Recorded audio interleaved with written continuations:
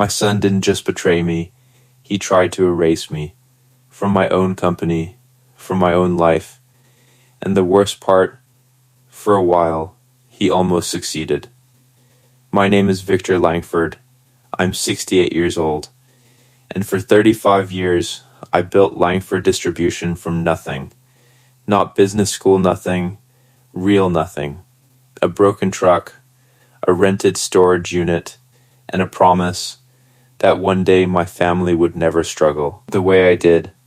I missed birthdays, anniversaries, even the day my son took his first steps, because I was closing a deal that kept the lights on. I told myself it was worth it, because everything I built was for him.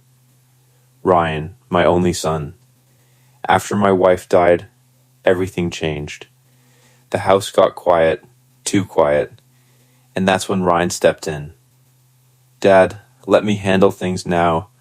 I wanted to believe him. I needed to believe him. At first, he played the role perfectly. Confident. Sharp.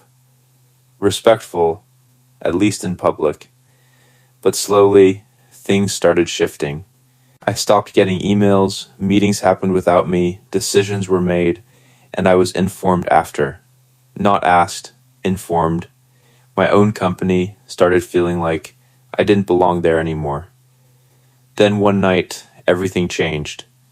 Ryan left his laptop open, just for a moment. That's all it took. A contract half signed, a buyer's name, a full company valuation. My company was being sold behind my back. In that moment, I didn't feel angry. I didn't feel betrayed. I felt something worse, replaceable, like everything I had built could be signed away with one signature, but I didn't confront him. Because confrontation gives people time to lie. Instead, I started watching, listening, waiting, and what I discovered next made the sale look like a small problem. Because Ryan wasn't just selling the company, he was already drowning, and he thought selling everything would save him. He was wrong. But he didn't know that yet. I didn't stop him. I didn't confront him. I didn't even slow him down. I helped him. I signed the documents he brought me, smiled when he talked about growth, nodded like I trusted him. Because the truth is, I needed him to go all the way. Partial betrayal is hard to prove.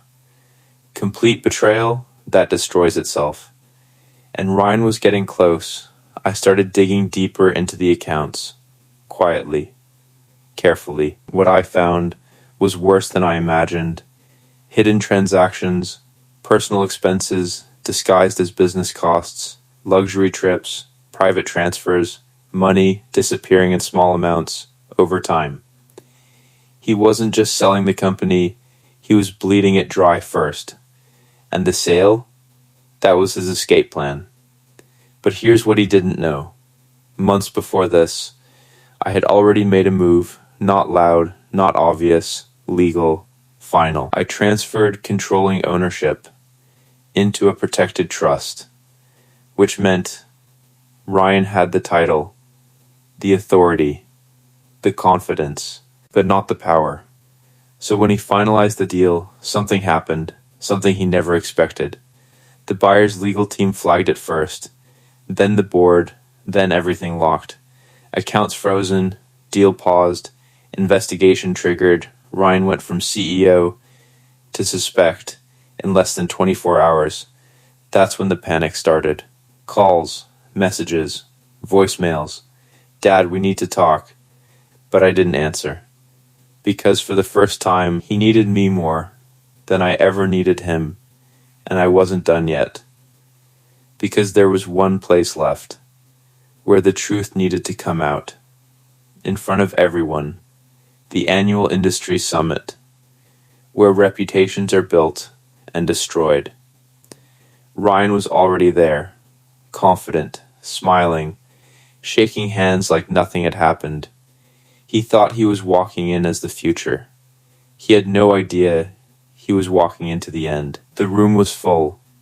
Hundreds of people, executives, investors, competitors, and in the middle of it, my son. I walked in quietly, took my seat, watched, waited.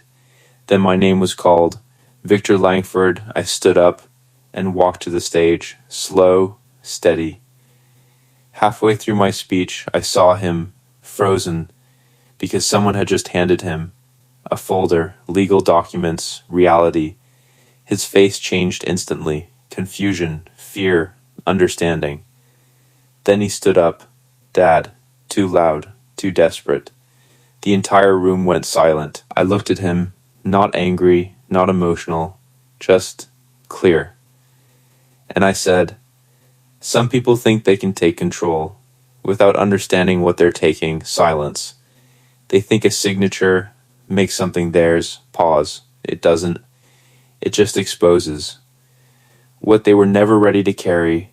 The room didn't move, didn't breathe. Security stepped forward. Ryan tried to speak again, but this time no one was listening, because in that moment, everyone understood. He wasn't the future, he was the mistake, and I was the man who built everything he tried to steal. They escorted him out, quietly, completely, and just like that, it was over. I finished my speech, walked off the stage, didn't look back, because I didn't need to. Some lessons don't need words, they just need time and consequences.